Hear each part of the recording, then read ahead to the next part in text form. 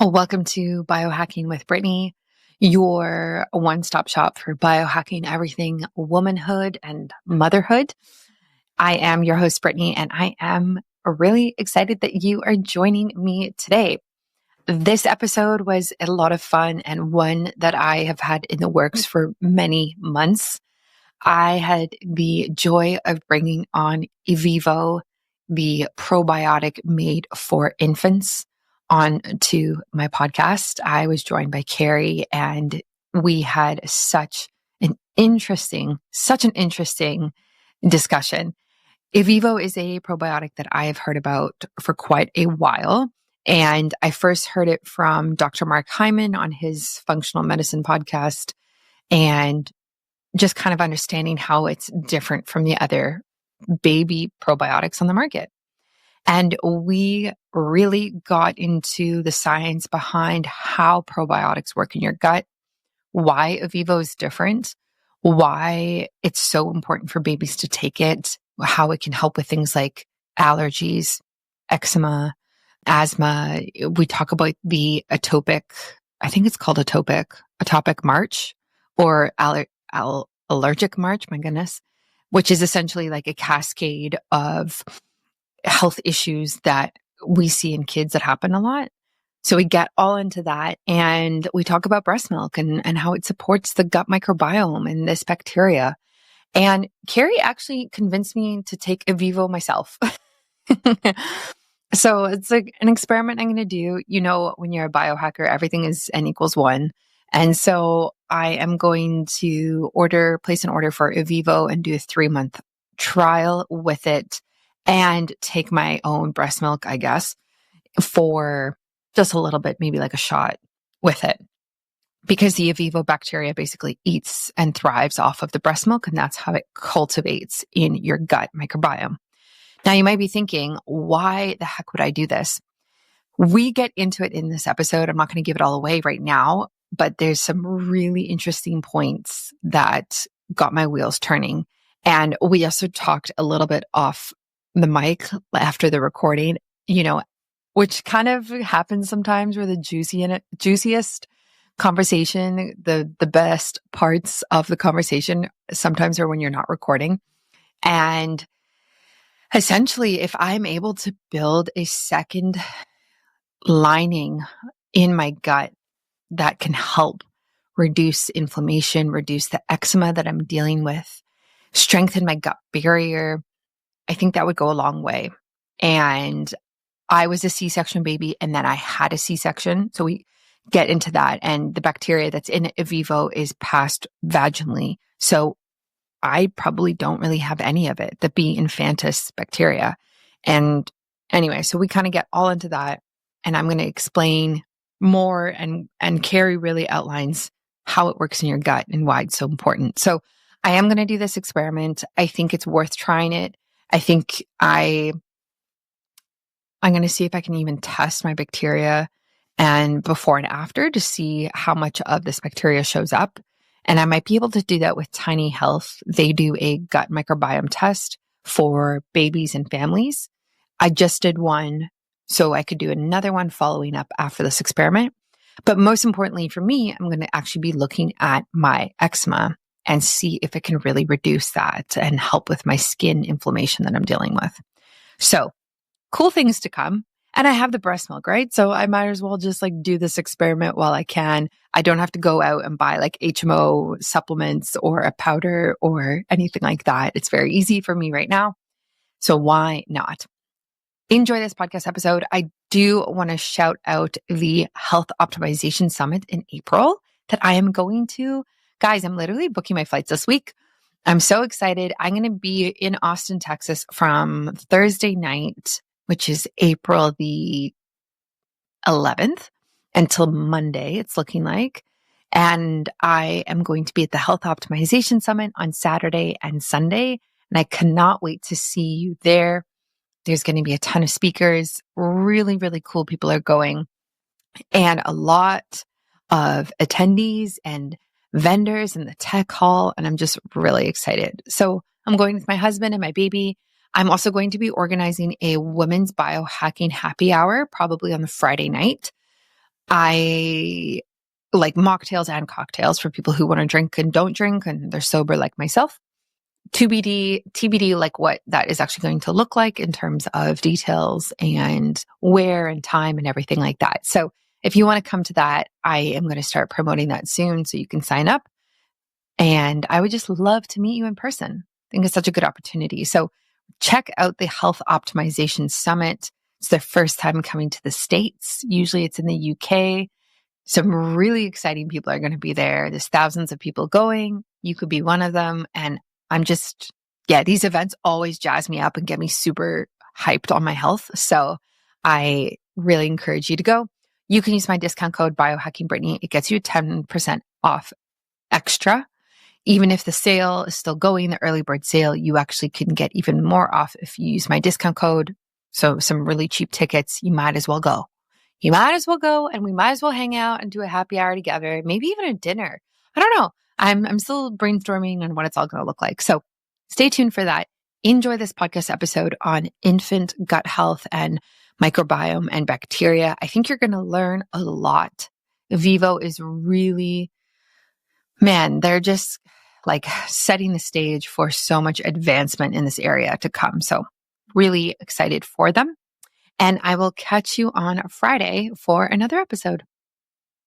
Welcome to Biohacking with Brittany. Today, we are diving into the fascinating world of infant gut health with Carrie McGuckin. She is a neonatal nurse and advocate for newborn wellness, which I love. And I actually heard about this company, Evivo, which I actually have the product here with me, when I was listening to a gut microbiome podcast episode from Dr. Mark Hyman. And he has mentioned Evivo multiple times. And when I looked into it, I looked into your website and into everything. I reached out to you and I was like, I have to have this team, this brand, company, whatever, on my podcast because I have so many questions for you.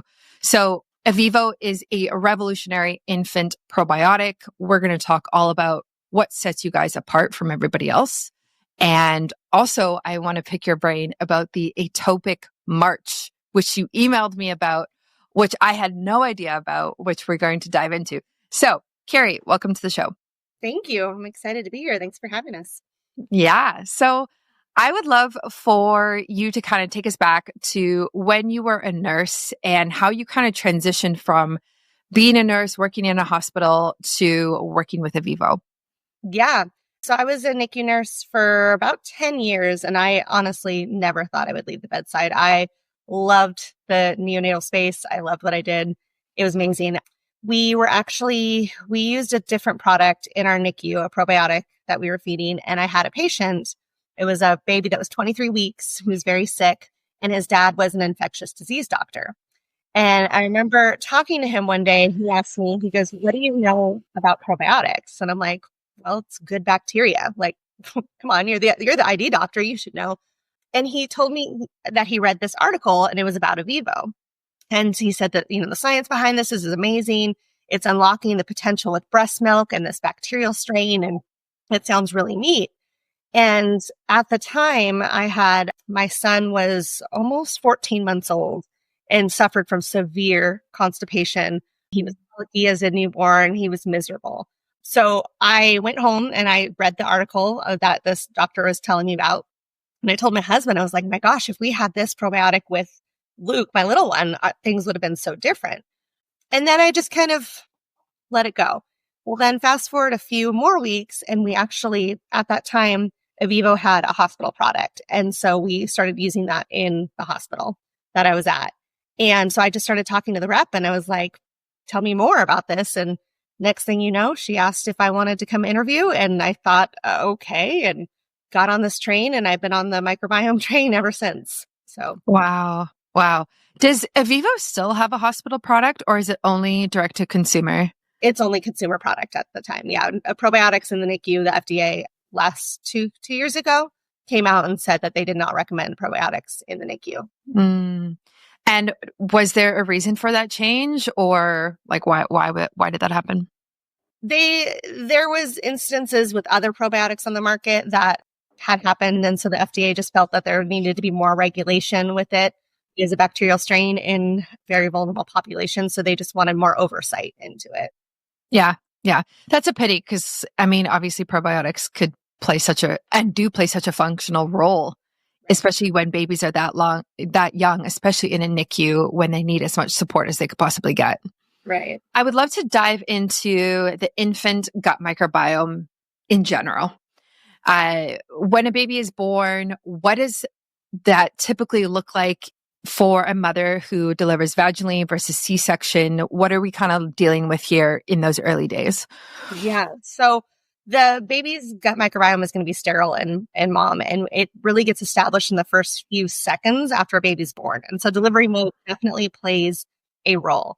If the baby's born vaginally, you have to think of how nature intended things to happen. Baby should intentionally come face down, face first. Usually moms pass a bowel movement while they're giving birth. It's not something that people like to talk about, and we clean it up as nurses super quick. But this is actually nature's way of transferring the gut microbiome into that baby. So again, it's not very pretty, but that will establish whatever mom's microbiome is, baby, that goes into the baby's mouth, which again is gross, but transfer happens. And then ideally, baby should go skin to skin and go straight to breast, and colostrum is going to feed the microbiome. So there's things in breast milk, and we can kind of touch upon them a little bit later, but these HMOs are supposed to feed the microbiome. And so you establish it pretty quickly. A baby that's born via C-section, their gut microbiome is going to actually be more colonized with bacteria that's found on hospital surfaces and skin bacteria. So you completely miss that gut transfer in a C-section. Okay.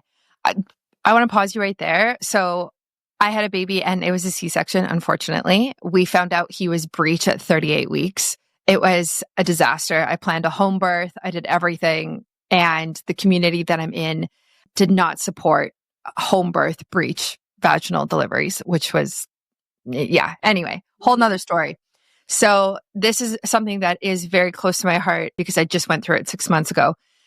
My understanding was that something like vaginal seeding or vaginal swabbing would help to replenish the microbiome of the baby for moms who do a C-section. However, I heard a podcast or read something recently, this is post when I had my baby, that said that actually doesn't make sense because the gut microbiome bacteria, like you just said, comes from the stool, comes out of the anus, not swabbing the vagina.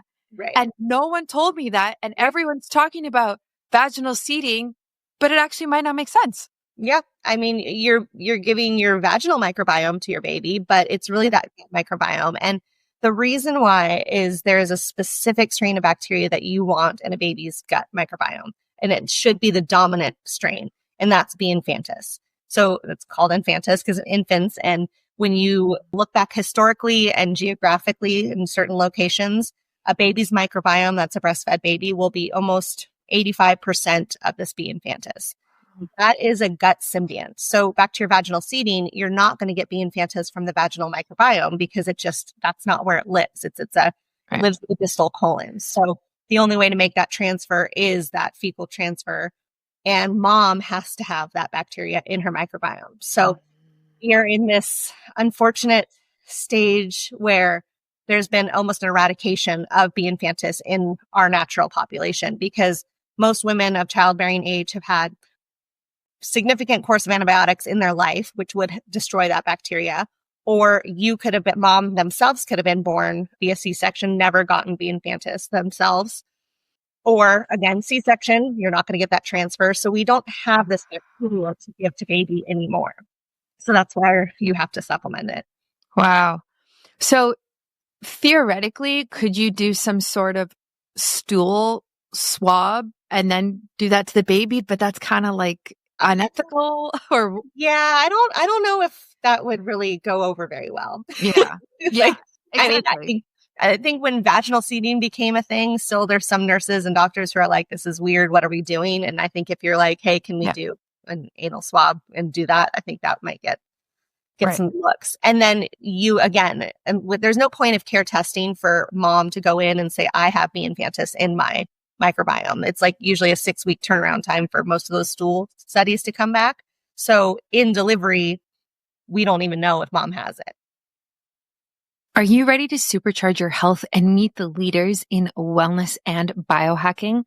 Join me at the Health Optimization Summit USA in 2025 in Austin, Texas. This event brings together the world's top health experts, scientists, and innovators to share the latest strategies for optimizing your mind, body, and longevity. Here's what you can expect.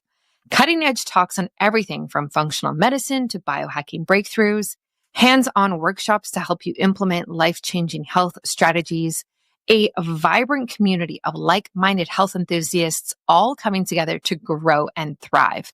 It is on April 12th and 13th of this year, and it is in Austin, Texas for the first time. And because you're a listener of Biohacking with Brittany, I've got an exclusive deal just for you. You can use my discount code BiohackingBrittany for 10% off regular and VIP tickets. That's an additional 10% off if you buy right now at the early bird price. That's right. It's a sale on top of a sale. So grab your tickets now at hosummit.com/Brittany and take advantage of this limited time offer. Let's biohack our way to better health together. See you in Austin. If you end up going, which I hope you do, please send me a message on Instagram. There's a chance I'm going to put a little get together for all of us listeners over there. And I would love to meet you in person. And again, you can grab your tickets now at hosummit.com/Brittany, and it will give you 10% off of everything and an additional 10% off the current sale that is happening for their early bird sale right now. Right. Okay. So would it make sense if you're pregnant to take a probiotic like yours to give you enough B infantis so then you can give it to your baby? Well, a lot of moms will do that. A lot of moms will take either Evivo or another probiotic that they can take that would have a B infantis. But again, the problem is, I mean, look at your birth story. You did everything right. And then your baby decided, hey, I don't want to flip around. And then you have to have a C-section. So you can do that and hope. But we know the product Evivo is for a baby, because when you give it to a baby, 100% of the time they're going to get it versus mom. So many things can happen in that moment. Yeah. Oh, absolutely. Like birth is you can plan as much as you want, and then it just happens how it happens. Yep, so you really have to let go of control. I'm sure, as you know, with kids as well, like it's a good learning lesson for all of us. It's very humbling. That's a great way to put it. That's very interesting though. And like, I definitely, if I do have more kids, would make sure that I am taking that just to kind of cover my bases. And I would give it to my baby as well, like I've done this round. Right. Yeah. Because it just seems like the thing that makes the most sense. So it's the antibiotics that are really killing this in our society today. Is it also like our food? Is there anything else that is affecting it as well? So it's the over sanitization of everything. We sanitize every surface that could possibly be sanitized. Antibiotics, so it's out of our system. And then C-sections are the three main reasons why it's just not. Yeah.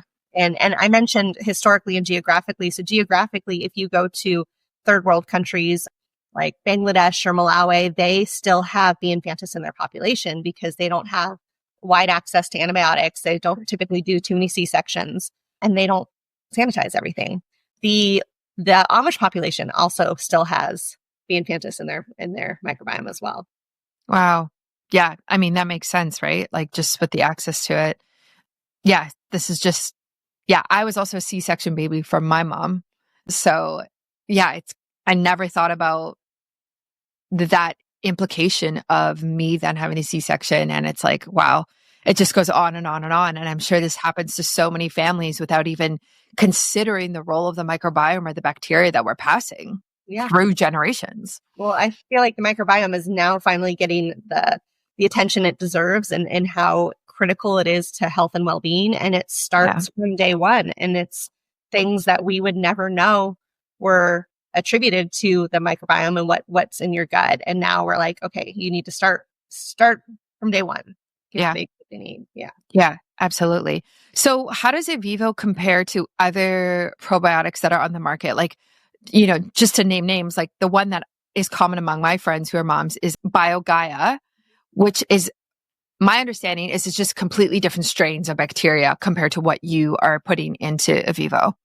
Yes. Yeah. So BioGaias and L. reuteri, that does serve a purpose. It is a good bacteria, going back to what is a probiotic, but it's not the key bacteria. So really, when you think of probiotics as adults and as toddlers who are eating, table foods and a variety of foods, you need a multi-strain. You need lots of different bacterial strains in there. A baby is meant to get one food source, which is breast milk.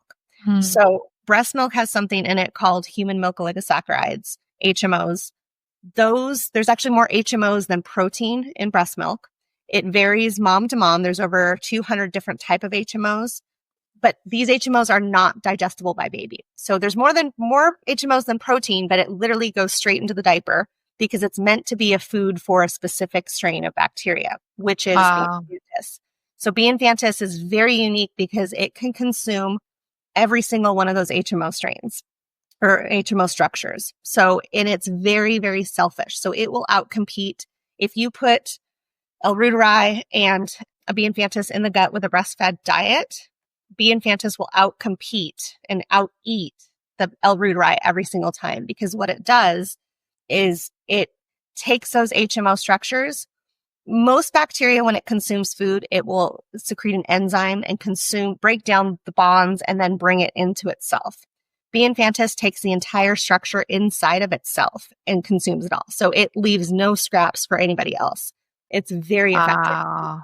Takes those undigestible HMOs, brings it inside, then converts it into short chain fatty acids and beneficial things for the baby that now we're actually producing things that the baby will need. So, and as far as other B. infantises on the market that you can get for other probiotics, most of them, this is getting a little technical, but there's gene clusters in a B. infantis, and there's 5 of them. And there's something called an H5 gene cluster. This I like to think of like the Velcro. So it's what attaches to those HMOs and brings it inside itself. The strain that is in Evivo, it's called EDC001. It's one of the only genetically complete B. infantises on the market. So it has that H5 cluster, whereas most of the other B. infantises on the market do not. So that means that they have to eat the HMOs outside of itself, which then can feed other bacteria. So it's not as efficient. So as far as it being the right strain or right bacteria, B. infantis, and then the right strain, because it's genetically complete, that it will be able to consume all those HMOs. Wow. That is fascinating. I think about this for my own kid. So I have a son, he's 6.5 months-ish now. And we've been using Evivo, I think, for maybe 3 months. And we've also been using the BioGaia, kind of taking it at separate times during the day. But from what you just said, I feel like I'm just wasting my money on BioGaia. I mean, it's not going to hurt him, but it's not really going to do anything, because when you're feeding Evivo, what's going to happen if you're still breastfeeding, it's actually going to persist and colonize in his gut. So whereas BioGaia is just going to travel through and it's going to end up in his diaper. So it'll do things on its way out, but then it ends up in the diaper. Whereas B. infantis, if it has its food source, it will actually live and persist in his distal colon.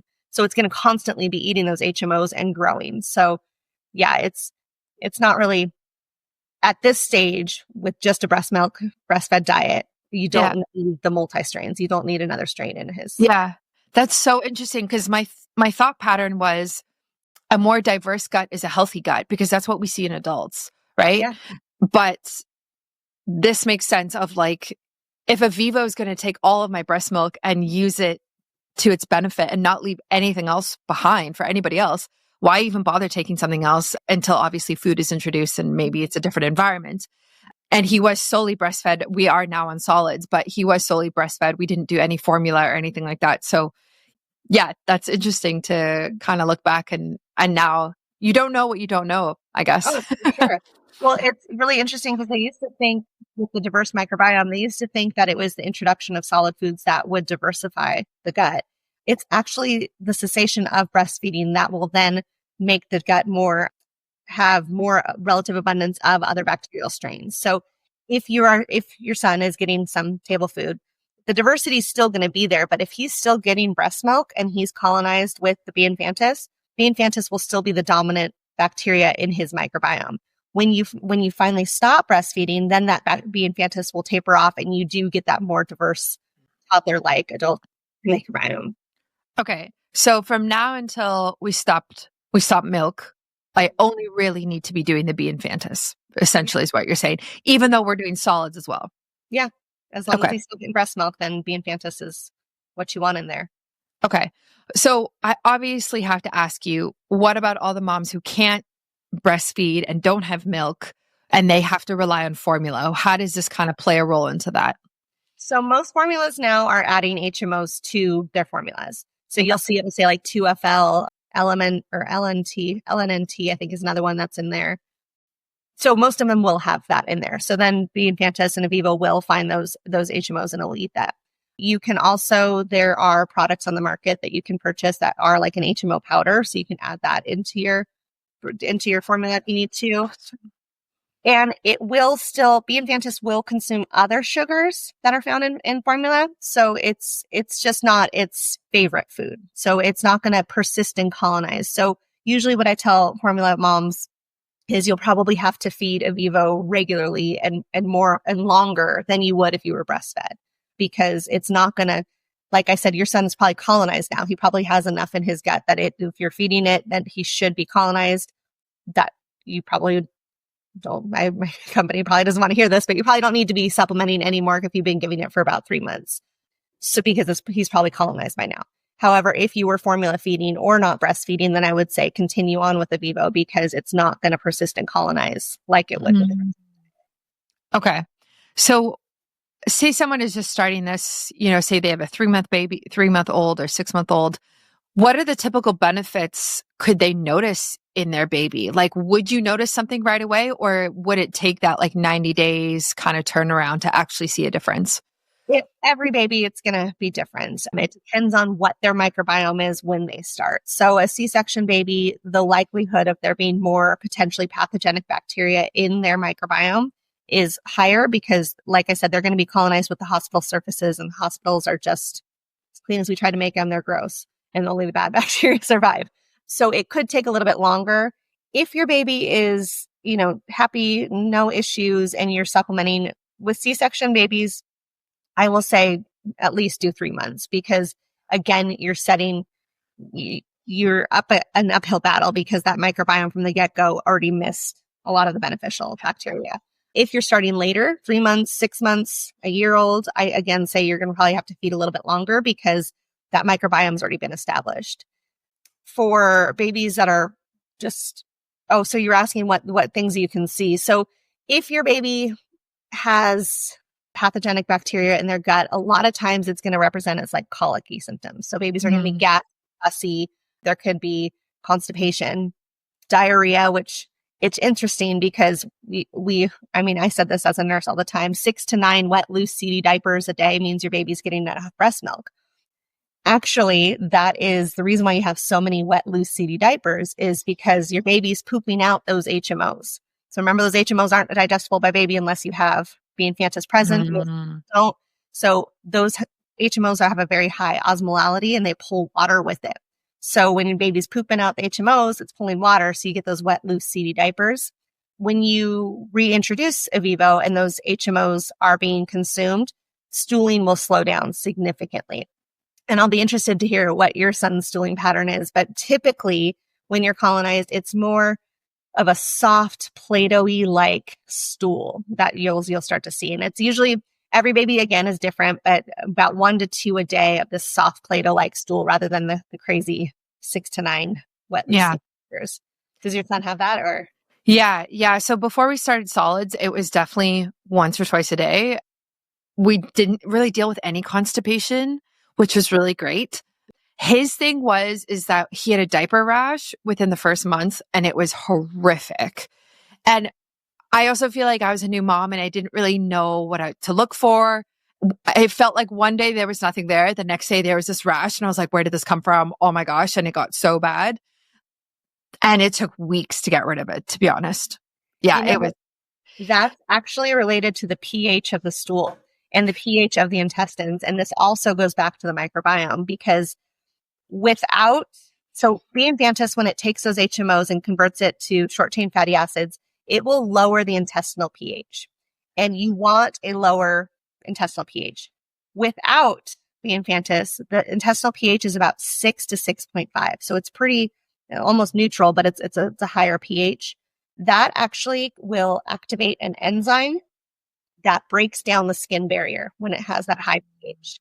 So that will cause the diaper rash. And that's when you're like, nothing is making this go away because it's the pH of the stool. Wow. And so when B. infantis is present, when that intestinal pH is lowered, then that enzyme is not activated and actually protects the skin barrier. Wow.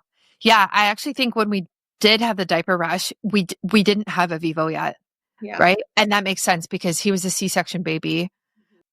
And yeah, which I just didn't even know. And then you try all the diaper creams and all the diapers and you're like, oh, it's this diaper or this wipe or this. And it works for like 2 days and then it stops working. And you're like, okay, still now what? Yeah. Yeah. The money that we spend on things, it's ridiculous. Yeah.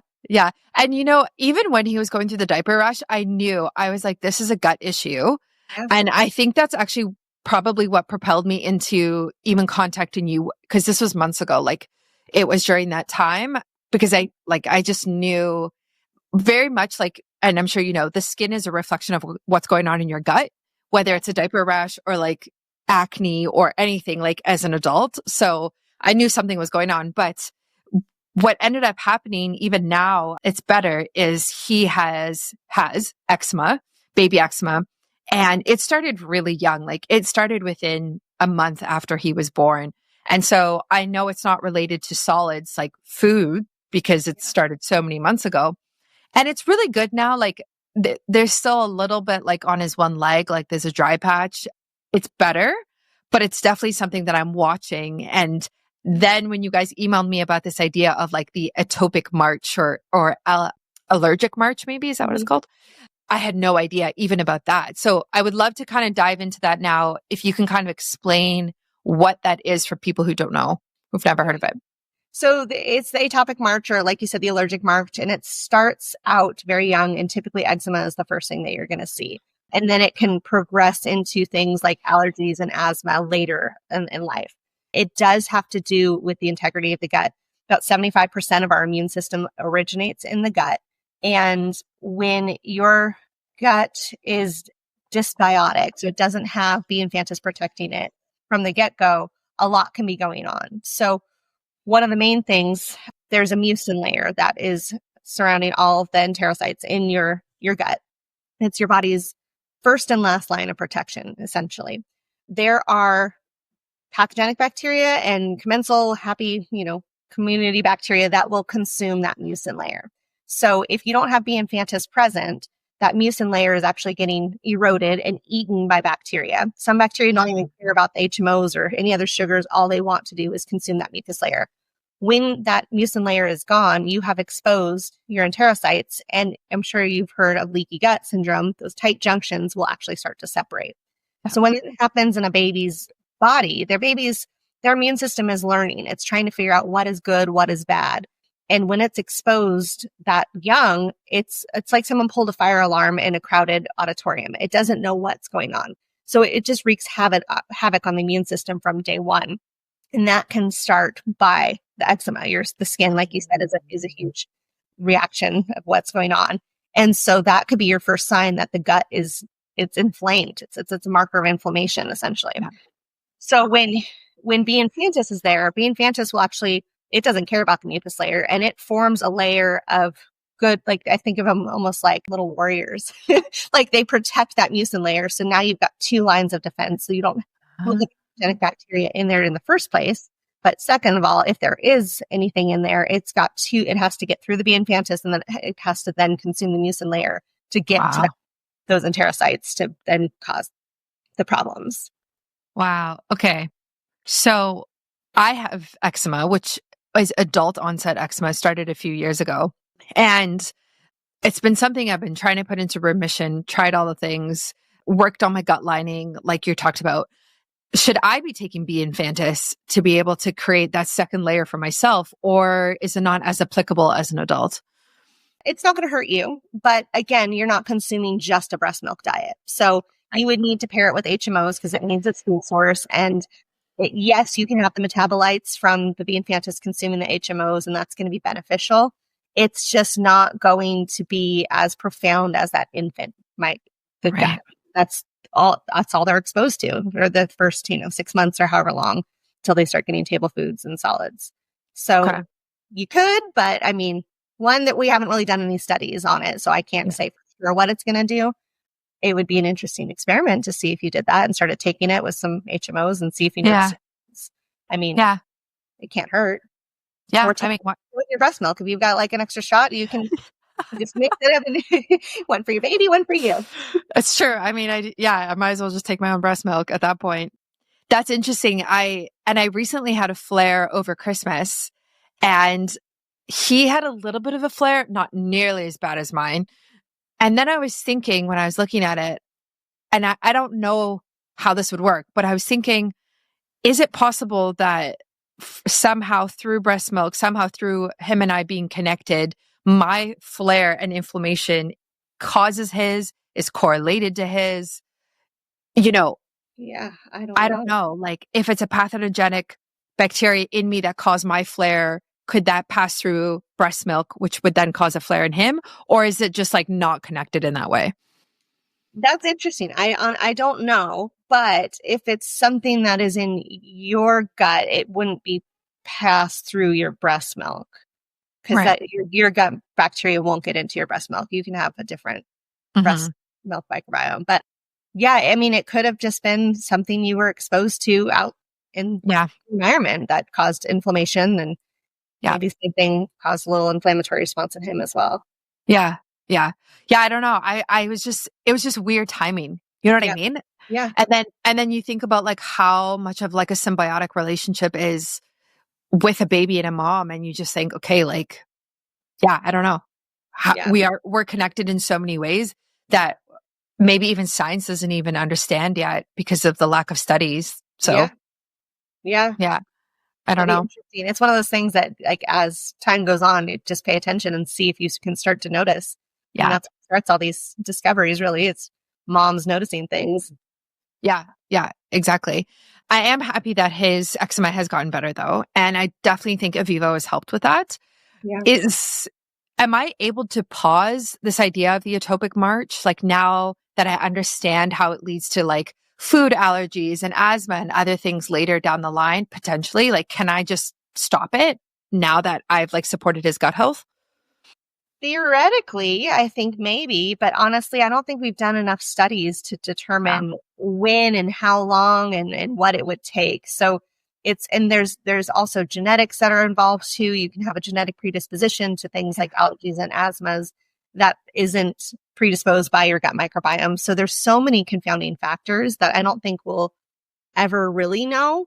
But you are, as far as what you can control, you've controlled the most controllable thing. So, which is his gut microbiome. So I think as moms, we're going to worry for the rest of our lives. Did I do everything right? And what can I do? And I think at this stage, protecting his microbiome and with the best bacteria, giving him breast milk for as long as possible, you're setting him up on as much as you can for success. Yeah. Yeah. Yeah. And it's really nice to know that there is a solution that is more of a root cause effect and a root cause focus. Because especially with eczema, I see in so many online mommy groups that I'm in, it's like, use this cream and use this, tallow or whatever it might be on the skin and it will help. And it can help to obviously moisturize that skin barrier. But very rarely are people talking about like what is actually causing the baby eczema. How do we support it? And even things like colicky, gas, constipation, there's all these like little remedies. And it's like, no, let's talk about the root cause. Let's talk about the gut and how it's related to it. Exactly. And that was being in the NICU, I was, like I said, I never wanted to leave. But when I read the science behind Evivo, that was what really spoke to me because there was a reason why. There was science actually happening, and it was, conversion of these HMOs into short chain fatty acids, lowering the pH, protecting the mucin layer. I mean, I can go on and on with all these things. I feel like it's like, but wait, there's more. And it's all scientifically proven. And again, you go back to how nature intended birth to be and what it should be. And it's just that simple of babies should be born vaginally. There should be that transfer. They should get colostrum. Then you get a ton of HMOs are in your colostrum. So you get seeded with delivery and you feed it from, day one. And then babies should be set up for success. And it's just, Yeah. it really is that simple. It's just that like I said, you can't do it anymore. So you have to supplement. And then it should be that simple, hopefully.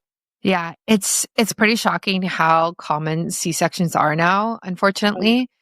I remember early on, I was in a baby physiotherapy class. I think we were at 4 months old, and the physiotherapist, there was 11 women, and she's like, raise your hand if you had a C-section. And 8 of us raised our hands.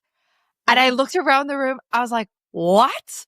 I was like, there's no way 8 of us were breech, even though breech is, sometimes it can be supported vaginally. And then there's people who choose, and there's no shame. And it's just, from a health perspective, if there's just so much benefit to vaginal delivery, and I was just shocked. Yeah. I mean, C-sections are definitely life-saving and they're needed, and Yes. there's a time and a place, but yes, it's becoming too commonplace, and it's unfortunate. Yeah, it is. Are there other times other than the C-section or just even a vaginal birth, we want to support babies' microbiome? Are there other times later on in infancy or even toddlerhood where you think B. infantis could be super helpful and it's good to kind of maybe just have it in your medicine cabinet type of idea? I mean, yeah, if there's any exposure to antibiotics, for sure, whether that's mom for mastitis or anything, or baby later, you definitely want to have that on hand. It's a good bacteria. So meaning a lot of probiotics are not regulated, and it's really unfortunate because, my kids are older. I've got a teenager and my youngest is 9. So they're older, but finding a probiotic that I can trust is really hard. Mm-hmm. So with my older son, he has more allergies and he's got things going on. I will still give him Evivo, and I give him some HMOs with it because I'm like, I know that this is going to have some benefit. It's not going to colonize. It's not going to, persist like it would an infant, but it's going to do some good for you. So when I typically give it to him, I don't give it to him every single day, but usually because his allergies are seasonal. So typically before spring hits, I'll start to give it to him regularly. And it's one of those things, is it helping? Is it not? I feel like I've kind of noticed a little bit of a difference, that his allergies aren't terrible, but I don't know if I'm just making that up. But I figure, like you said, you're doing what you can with what you have. Yeah. Yeah. So antibiotics is definitely a good point to take it at. If you have to give a baby or a kid antibiotics, let's say for a course of a week for whatever reason, how long do you think they need to be taking B. infantis to kind of reduce the harmful impact of that? Again, since we don't have any studies or data, I don't really know. I would recommend so we sell a 1 month or a 3 month supply. I always recommend buying the 3 months because, 1, it's cheaper, and 2, I'm a evidence-based, let's see what happens type thing. So what I'll tell parents is you 3 months, start for a month, at least do 1 month, and then you can try to taper off and then watch your baby. If you start to notice that all of a sudden diaper rash explodes, or, he's super constipated or diarrhea or just fussy, gassy, then you have 2 more months that you can possibly feed. So kind of tapering off. And then if you have that last month, then you just keep it, for a rainy day. Yeah, exactly. Yeah, I think that's smart. I think it takes time for a bacteria to colonize in the gut. It's not something you can just take for 1 day or even for 1 week, especially with the antibiotics. They're just so strong. They just wipe out everything. Yeah, it's pretty problematic. And I'm going to try and hold off on any antibiotics for either of us for as long as possible, just because of that reason. And I actually think I heard that it takes about 5 years to repopulate the gut to what it was before a full course of antibiotics. Oh, geez. I have stat, but that is terrifying. Yeah. Because it's like a bomb, right? It just goes in and especially for an adult who has, and I don't know if that's true for a baby, but for an adult who has a diverse microbiome that takes so long to get so healthy and rich and diverse, and then you just drop this bomb and it just wipes out everything. that like, yeah. But again, antibiotics are life-saving and they can be have their time and place, but they are overprescribed and overused, especially in our society today, unfortunately. Yeah. Yeah. But after hearing all of this, I actually am going to take the B infantis because Good. now you're making my wheels spin and thinking, okay, like I have the breast milk. I don't need to buy HMOs. I have frozen breast milk I can even use. Yeah. And actually a frozen colostrum I could use too. And maybe I just put myself on a course of 3 months and we see what happens. Yeah. See what, and just pay attention. Just see if you notice any difference. I mean, I would be really curious to hear what happens, but it's not going to hurt. You know what I mean? That's the beautiful thing is it's not going to hurt you, and it could seriously have some good potential. Yeah. Maybe we do a part 2 and I give you an update on all of my eczema and, whatever other issues might be happening. Cause I think that's very interesting. So my final question, if you had one piece of advice to give to parents, maybe new parents, for raising a healthy baby as healthy as they can be, what would you say? I mean, Evivo. Honestly, every new mom, and I don't mean to be like shameless plug, but I really do think that microbiome, it's something that can, without that key, a lot of heartache can happen. I mean, you can watch your child suffer with colic and you're suffering and you're taking everything out of your diet and you're, doing the elimination thing. We struggle as moms because we want to do everything perfect for these little babies. And there's so many things that we cannot control, and protecting the microbiome from as early as possible is really, truly one of the greatest things that you can do. And for the moms out there who are like, oh my gosh, I completely missed the boat. Like I'm a terrible mom. You have not, the microbiome, it's like wet cement up until 3 years of age. And then it kind of starts to harden. So even if you've got a 3-year-old, even after that, it's just going to be hard to completely manipulate after 3. But if you've got a toddler, it's never too late. You can really get that microbiome up and running and protect that immune system and really just give your baby a head start is kind of what I think is best. Yeah. I love that. Amazing. Well, thank you so much for coming on the show. This has been awesome. I will link to Evivo in the show notes and on my website so everyone can find you very easily. Yeah, I really appreciated this conversation and I definitely learned a lot. Yes. Well, thank you. And I am very curious to hear what happens with your eczema too. Thanks. Thanks for listening to another episode of Biohacking with Brittany. If you're interested in finding the show notes or the sponsors for this episode, you can do so on my website, which is biohackingbrittany.com. Remember to follow me on Instagram where I'm most active. My handle is @biohackingbrittany. And if you're interested in working together and you want to email me directly, you can do that. My email is info@biohackingbrittany.com. And I look forward to hearing from you and having you tune in next week.